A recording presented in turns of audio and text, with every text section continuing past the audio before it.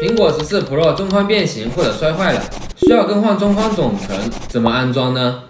今天收到粉丝一台摔伤的 iPhone 14 Pro， 乍一看呢，手机是不是非常新啊？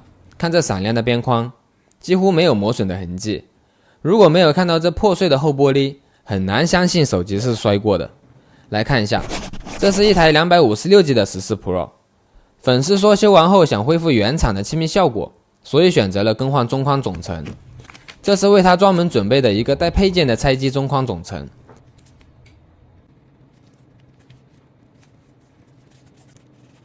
更换完这样的中框之后，一般都能完美恢复手机的气密性。检查一下静电手环，功能正常，开始维修。打下2个尾插螺丝，这是专用的拆屏夹具。我们先借助热拆屏器把手机屏幕拆开，加热完后放下吸盘，上面这个旋钮是有扭矩的，慢慢转动旋钮打开屏幕。OK， 屏幕已经打开了，可以看到内部机舱也非常整洁，之前没有拆修过。拿出拆机托盘，把屏幕打开固定好，继续来拆卸它。依然是先给人脸组件做好保护，打下这块屏幕挡板上的所有螺丝，取下挡板，先断开电池排线，再断开其他排线，小心的取下屏幕，拆屏完成。接下来我们需要把原机里的这些加密配件全部拆下来，再移植到新的中框后壳中。苹果的配件都是加密的，不能随意更换。这是大摄像头的保护铁罩，取下大摄像头，给它套个保护壳，避免进灰。取出卡托，先取出这个小铁片，再来拆主板。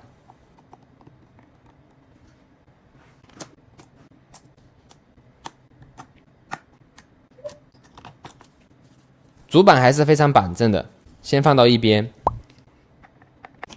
拆掉这个保护铁片，这是激光雷达。最后来拆电池，我们倒入适量的酒精稀释电池胶，然后把电池撬出来，清理一下电池上这些残胶。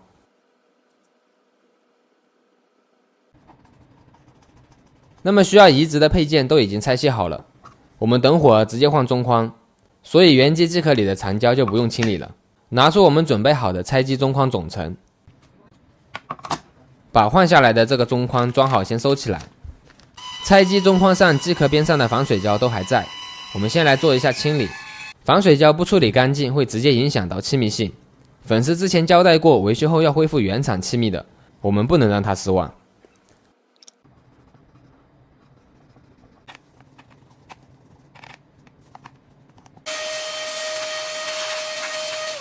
防水胶已经处理好了，现在来移植原机的加密配件。螺丝都要打上扭矩。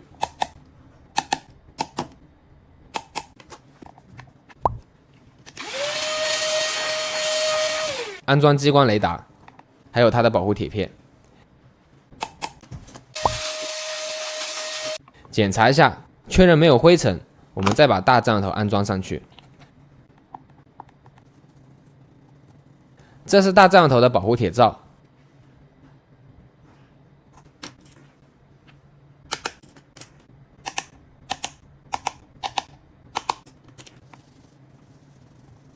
这是人脸组件，安回听筒，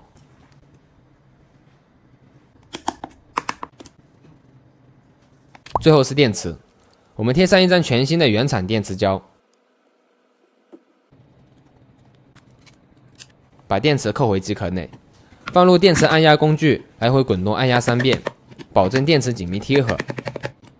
按压完成，需要移植的加密配件都已经安装完成了。我们给手机贴上一张全新的原厂防水胶，放入防水胶按压工具，进行防水胶的第1遍保压。按压完成。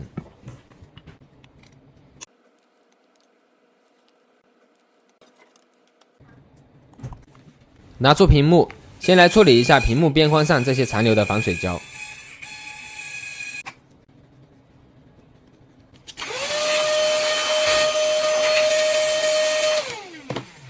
注意清理一下前摄像头，一定要确定没有灰尘了再安装屏幕，不要忘记这里还有块小铁片。扣上屏幕排线、听筒排线和电池排线，安回屏幕挡板，一一固定上螺丝，最后统一打上扭矩。